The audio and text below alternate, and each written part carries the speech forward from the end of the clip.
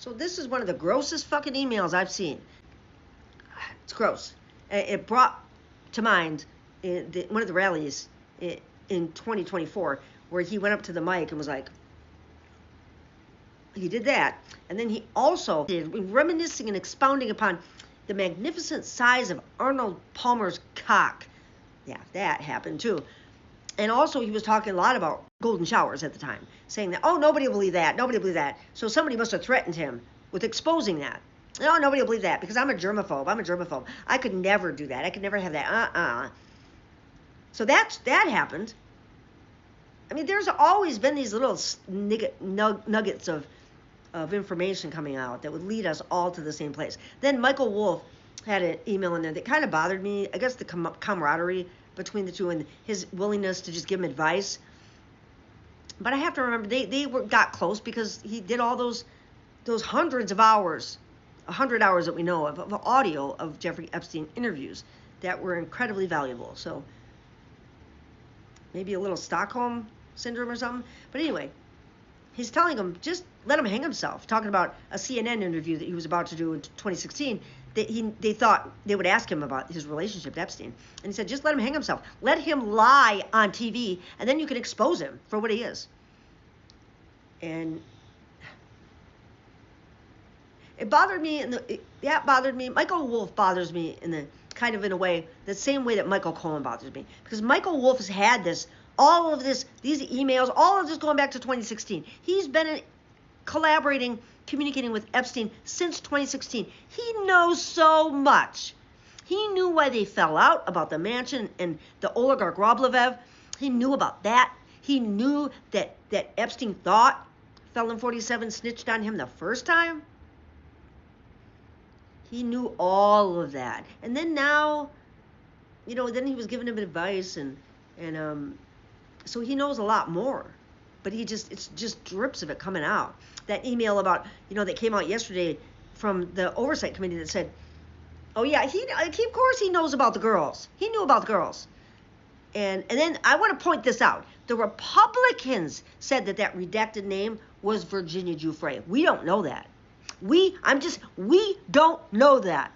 That's what the Republicans said. Because if they put Virginia Giuffre there, they could say, well, that was her. And she's already come out and said that nothing bad happened with him. That's why they said it was her. We don't know that was the name. We don't know that. That could be an entirely different victim. And I think it was. It might have been Katie Farmer or somebody else. So don't believe the Republicans. That's Tim Burchett just came out and said, I tried to release the files and the Democrats blocked it. They're going to try all these little performative bullshit stunts. He tried to bring something to the floor that the speaker pro temp just shot down, wouldn't even let him bring it.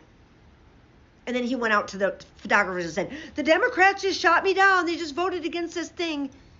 And I saw some asshole, some MAGA talk this morning saying, oh, and he said that playing Tim Burchett talking to the press saying, see, the Democrats blocked it again.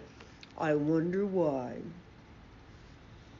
And then there was a pro-democracy, pro-truth person stitched that MAGA talk and broke down the truth of what happened. But there's so much misinformation flying out around there. And people are making deep fakes of politicians now. Was it in Texas? Was it John Ossoff, I think? His competitor made a deep fake ad that's been spiraling around down there.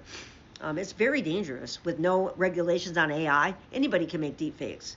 So, and this is what Trump is going to start saying when these videos and the Epstein files and all this shit comes. Fake, it's all AI. It's all AI, even though AI didn't exist during this time that a lot of this shit's, probably postmarked. But never mind the truth. Don't let that slap you in the fucking face, right? But I just think, I don't know. Maybe this was all just, maybe when he was talking about that stuff, I'm sure when he was talking about Arnold Palmer, I'm sure it was just tongue-in-cheek. Like, tongue-in-cheek. I get it.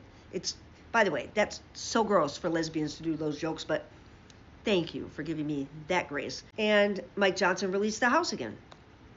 Although they had to open it to reopen the government. So he had to swear in Adelita Grijalva. He had to. He said, Vic, go home now for the rest of the week. So that's what our government is doing. Not working.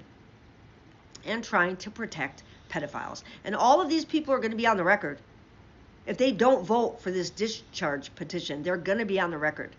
And then years from now, people are going to be able to pull up, they're going to be able to debate them and say, but what, we can't trust you.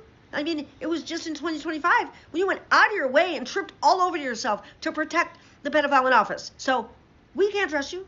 The Democrats keep getting different shipments, different tranches of information, and it takes some time to go through them and figure out which ones are valuable and which ones aren't. It takes a minute. So yesterday I was like, well, how long have they had these? I was kind of going off.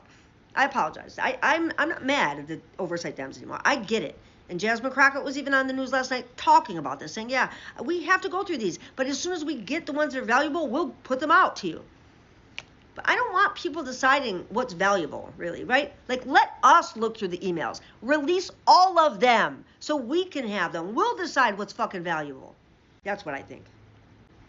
But Michael Cohen gives me the same creepy vibes.